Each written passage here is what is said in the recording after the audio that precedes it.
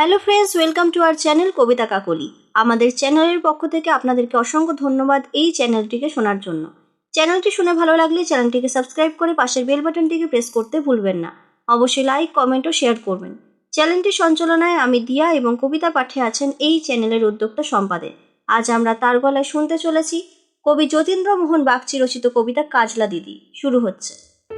বাঁশবাগানের মাথার ওপর চাঁদ উঠেছে ওই, মাগো আমার শোলক বলা কাজলা দিদি কই।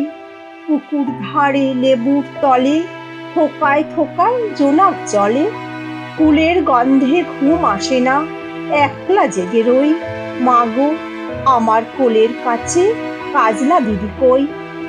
সেদিন হতে কেন মার দিদিরে না ডাকো, দিদির কথায় আঁচল দিয়ে মুখটি কেন ঢাকো।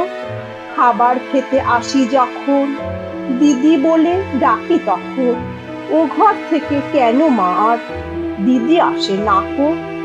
আমি ডাকি তুমি কেন চুপটি করে থাকো, বল মা দিদি কোথায় গেছে, আসবে আবার কবে।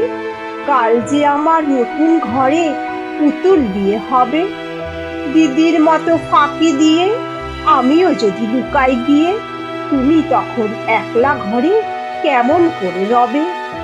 আমিও নাই দিদিও নাই, কেমন মজা হবে। ভুঁই চাপাতে ভরে গেছে শিউলি গাছের তল, মারাস নে মা পুকুর থেকে আনবি যখন জল।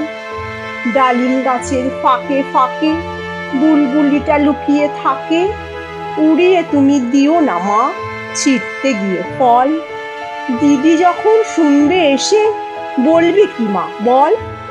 বাঁশবাগানের মাথার উপর চাঁদ উঠেছে ওই, এমন সময় মাগো আমার কাজলা দিদি কই।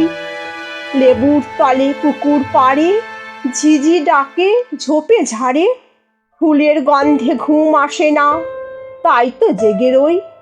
রাত্রি হলো মাগো আমার কাজলা দিদি কই। নমস্কার।